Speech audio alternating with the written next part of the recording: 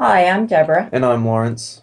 And in some videos in the past, we've talked about the importance of talking to someone who has depression about whether they have suicidal thoughts. People generally don't want to talk about having suicidal thoughts and feelings. Understandably so. Yeah, I mean, it's a real taboo. You know, more often than not, you're not going to hear from someone who's depressed that they have suicidal thoughts.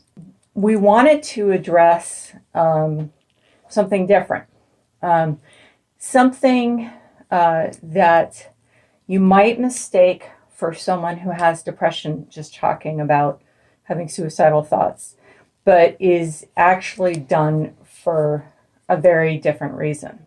So this sort of thing is, something along the lines of, I'm going to kill myself if you do or don't do this thing, or basically that sort of thing. If somebody's doing this, whether it be a friend, romantic partner, whatever, that's just manipulation. That's emotional extortion. That's, it's using the threat of ending their own life to get something from you.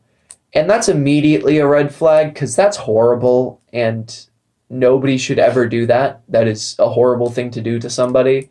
And in my opinion, it devalues a lot of the experience of people who are actually depressed and suicidal, because you're using suicide, something that is horrible and that a lot of people struggle with thoughts of, as a bargaining chip. And also, it makes it harder for people who actually are suicidal to be believed. I luckily haven't been on the, end of the person that is being manipulated, but I've known people who have. The important thing is recognizing it, first of all. Recognizing that they're trying to gain something out of threatening suicide. And then you really got to start to look at, what can I do? If it's a close friend or somebody you're in a relationship with, it is definitely going to be hard to, sometimes it's hard to come to terms with it, that they are being emotionally manipulative and that you need to do something about it. Because it's disappointing. It is incredibly that someone disappointing. would do that, because they're trying to control you and control your behavior. Yeah. And it's very disappointing to realize that someone has stooped to that level. I mean, there generally are reasons. Someone may have a personality disorder. They may have had a horrible childhood, maybe abandonment. There are reasons, but that actually doesn't excuse it. No, sure, the person may have some issues that contributes to their behavior, but that's not like a pass for it. It's still a horrible, horrible, horrible thing to do. And it's not your problem. No, it really isn't your problem what they've been through. Once you've acknowledged that behavior, it's really, you have to start looking at things to do.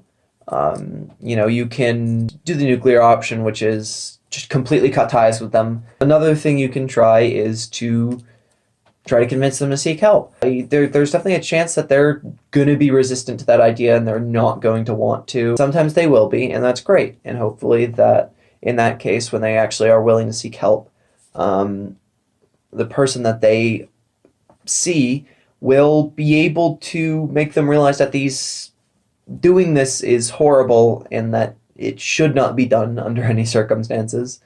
And if they're already seeing a therapist, then why are they telling you this instead of their therapist? Exactly. If you don't feel ready to, pull the plug completely, another option is to just call them on it and say, what you're doing when you say that is you're trying to control me. You're emotionally manipulating me.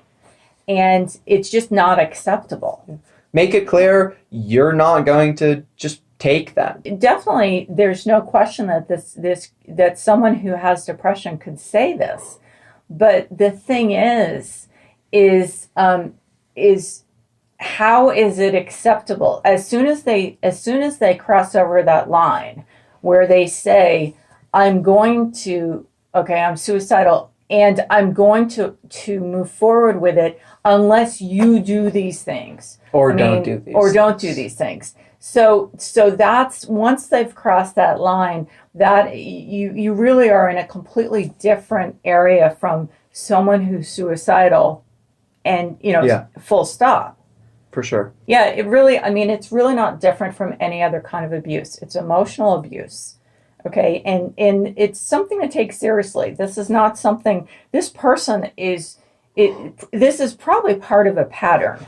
Okay, so this is probably, if you start to look at things that they've done and said before, then chances are that this fits in with that pattern. It's unlikely that they're all of a sudden going to go from everything's fine to immediately, threatening suicide to control you. Chances are that this has been, a continuum, and this is the most extreme end of it. So it's like any other kind of abuse. You don't deserve it. You don't need to put up with it, and this person needs to learn other ways to deal with other people in their relationships.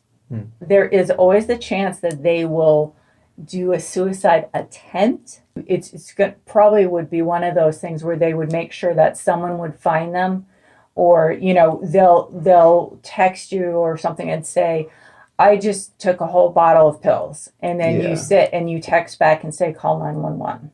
If you found this video helpful, you can give it a like. If you didn't, you can give it a dislike. If you'd like to say anything at all, you can leave it in the form of a comment. And if you'd like to see more, you can subscribe. In any case, we hope you have a nice day. Take care.